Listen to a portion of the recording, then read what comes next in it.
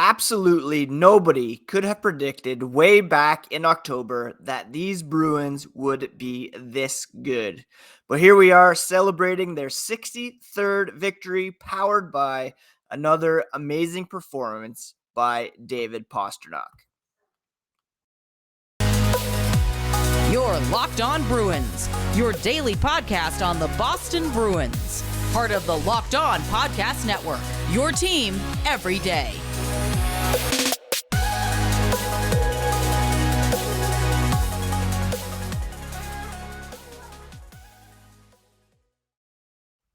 What is up, Bruins fans, and welcome back to the Locked On Boston Bruins podcast. I'm your host, Ian McLaren, and this is a daily show where we discuss all things record-breaking Spoked B. Today is Monday, April 10th, and I want to thank you so much for making Locked On Bruins part of your day every single day, free and available wherever you get podcasts and on YouTube. Part of the Locked On Podcast Network, your team every day. And today's episode is brought to you by HelloFresh. Skip trips to the grocery store and count on HelloFresh to make home cooking easy, fun, and affordable. That's why it's America's #1 meal kit. Go to HelloFresh.com/NHL60 and use code NHL60 for 60% off plus free shipping. On today's podcast, we are, of course, going to talk about Boston's record-breaking 63rd win yesterday, powered by David Pasternak's 60th goal. And we will also touch on the New Jersey game on Saturday. And the Masterton Trophy nominee was announced this morning as well. Quick reminder that you can find the podcast on Twitter and Instagram at Ian C. McLaren. Whoops, that would be the podcast is Locked NHL Bruins. You can find me, my dad jokes, hockey tweets at Ian C. McLaren. The road to 63 is now complete. The Bruins have reached that destination. And while Sunday's game was highlighted by some amazing feats on the part of David Pastrnak, he and everybody was team first after the game, as can be expected. It was Charlie Coyle who said before the year, to be honest, you're not hoping you get the most wins in NHL history. It's just not something you are thinking about. He continued, you want to make sure you're playing the right way and build as best as you can so when playoff time comes, you're ready to go. That's the real season there. But it's another feather in the cap along the way of a good season. He continued, there's certain things that stand out, whether it's the outdoor game at Fenway, certain individual accomplishments that keep adding up and make the season fun and what it is. We hope this is just the beginning here, but it's definitely something we can take pride in and shows what we have accomplished this season. And what the Bruins have accomplished is 63 wins, setting the NHL's all-time mark for wins in a single season, topping the 95-96 Red Wings and the 2018-19 Tampa Bay Lightning. And I don't care what anybody says, that is something to celebrate. It's something to commemorate. It's something to remember. Yes, we want this team to win the Stanley Cup, and they're going to start on that road beginning next week. But as far as I'm concerned, I've been watching this team since the 1980s. All right, I'm at an age right now where I turn on classic rock radio, and they're playing all the songs that I loved in high school. There has never been, in my lifetime, a season this great. And in NHL history, no team has won this many regular season games. That means something. And like Charlie Coyle said, you look at the outdoor game. You look at David Pasternak's performance. You look at Patrice Bergeron and David Krejci playing at high levels. You look at newcomers like Pavel Zacha. You look at Jake DeBrusk's career resurgence. Trent Frederick taking a next step. Brad Marchand, Charlie McAvoy, Matt Grzelcyk coming off major off-season surgeries and contributing right from the get-go. It's an incredibly special season and one that we should not diminish regardless of whatever happens in the playoffs. It's never going to happen again. This is a season to remember, and it's very special, like David Pastrnak said after the game. It's been a lot of fun.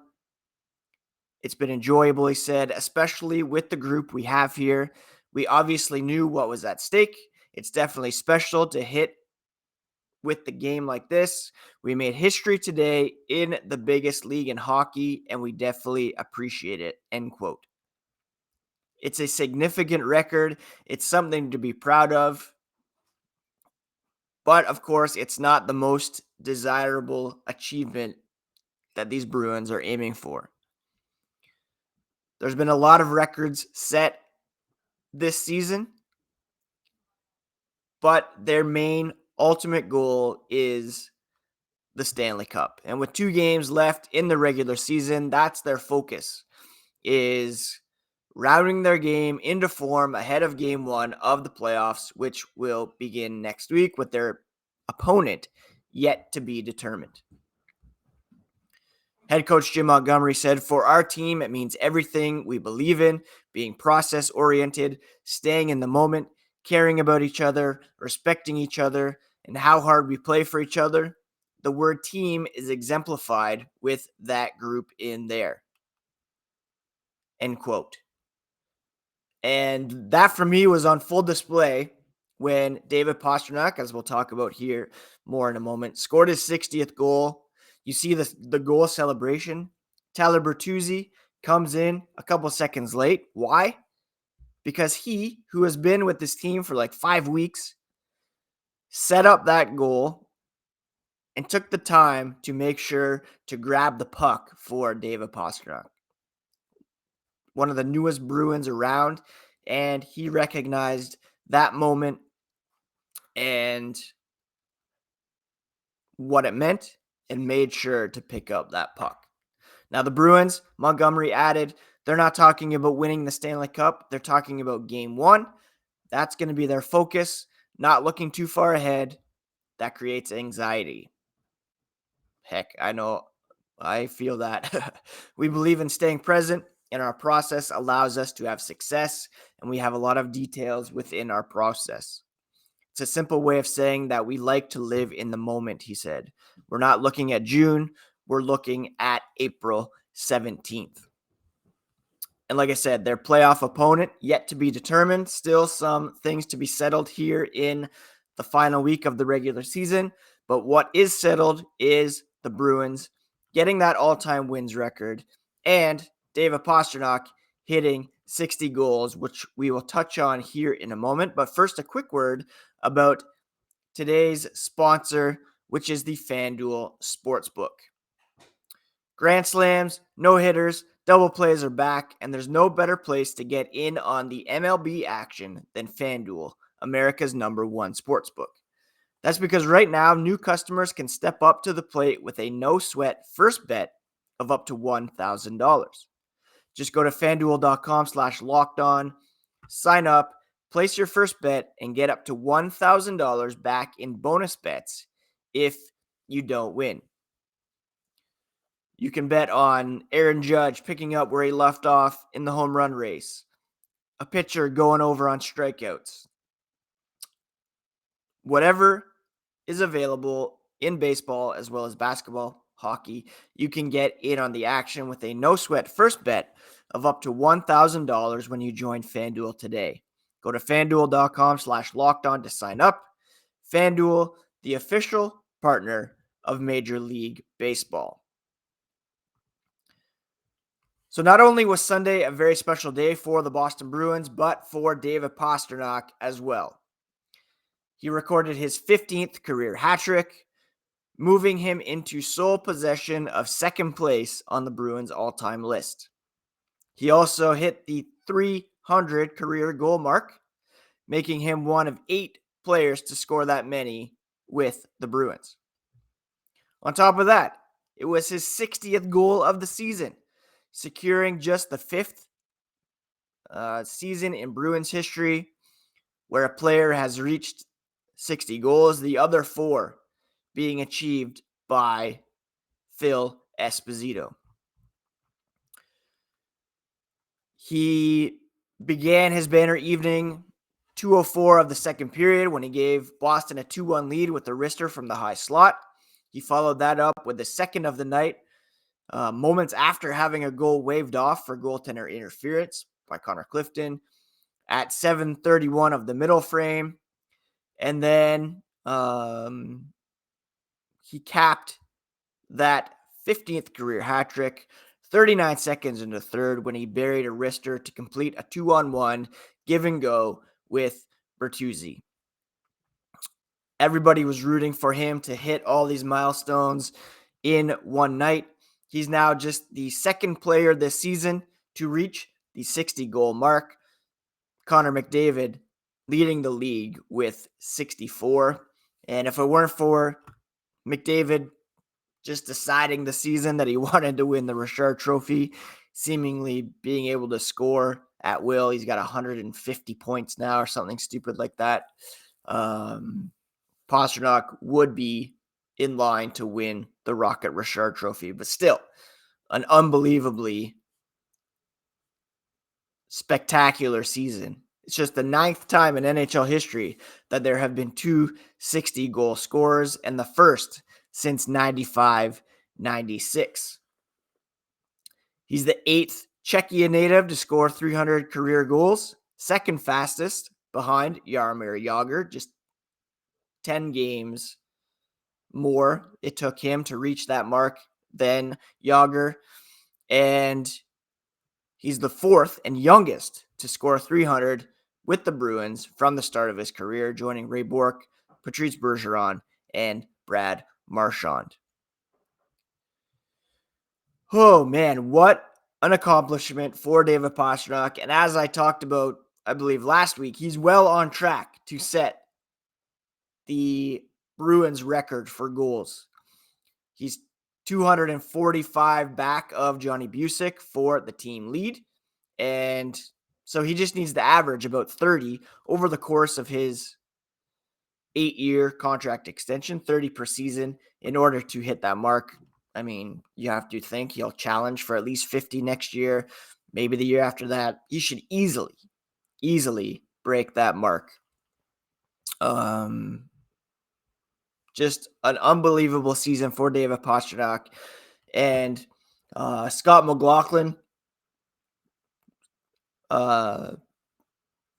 often guest here on the podcast, tweeted this morning, which was unbelievable. The Bruins just wrapped up a stretch of 5 straight weekends of back-to-backs, while other Bruins veterans and stars got games off, like Patrice Bergeron, David Krejci. Pastrnak played all 10 of those games and put up 11 goals and 5 assists. The Bruins went 9-1 during those games. Unbelievable. It was also an emotional game for Jeremy Swayman. He made his NHL debut in Philadelphia nearly 2 years ago. Made 40 saves for his first career victory during the COVID-shortened season. And just a few days later, he found out that his mentor and University of Maine head coach, Red Gendron, had passed away suddenly. So, on the anniversary of Gendron's death, he got the start in Philadelphia and made 34 saves in a win. And he was super emotional after the game. He pointed to the sky after the final buzzer sounded. He had a very emotional interview with Jackie Redmond on TNT. Do check that out.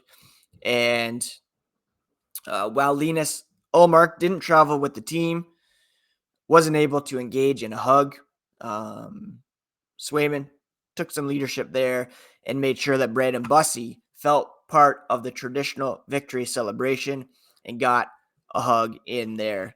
Swayman said, "We wouldn't be here without Linus. Such a huge part of this team. He loves hugging him." He said he was a little bummed that he wasn't going to make the trip, but it was still awesome. Bus came in. He was a bit iffy about engaging in the hug, and he said, "Come over here. Bring it in." It was awesome to embrace. We're all in this together. Everyone in the locker room was part of a special day, and he hoped Bussy felt like a big part of it, and Bussy will likely get a start here in one of the remaining 2 games. Allmark wasn't the only player who stayed back in Boston. Patrice Bergeron, David Krejci, Taylor Hall, Charlie McAvoy, Dmitry Orlov all got the day off. And so you had a bunch of guys coming up. Connor Carrick picked up an assist. Vinny Lettieri was in the lineup. A whole bunch of guys stepping up and getting the job done here in this 63rd win. Jack Cashawn didn't play, I don't believe, but neither did Oscar Steen, but they were all called up for this game. And again, we'll probably get a bunch of Providence Bruins in the lineup here over the next couple of games. Please do not diminish this accomplishment for the Boston Bruins. 63 wins and counting. They might get a couple more. Something special, something we may never see again. And it was aided by, should shout out Pavel Zacha, scored a pair of goals in a victory over his old team, the New Jersey Devils, on Saturday. And again, just another reason why the Bruins are succeeding, thriving this season. Guys just stepping up night in, night out. Pavel Zacha making a statement against his old team. He became the first Bruin since Jerome McGinley and Riley Smith back in 2013-14 to score 20 goals in their first season with the club. And he scored 2 goals in the opening 4:44. Fastest pair to start a game by a Bruin since Mike Knuble back in 2003. He said it felt good, especially against Jersey. And he's a big reason why the Bruins are succeeding this season. Taylor Hall made his return to the lineup, sat out Sunday's game, but the Bruins slowly getting back to full health, and hopefully Nick Foligno is next. We'll talk about him here in a moment, as well as what's coming up for the Bruins. But I want to thank you so much again for making Locked On Bruins part of your day every day. Free and available on your favorite podcast app, on YouTube. Please do hit that subscribe button so that you never miss a thing. It's going to be a great final week of the regular season and, of course, into the playoffs. And hopefully we are talking about this team for several more weeks.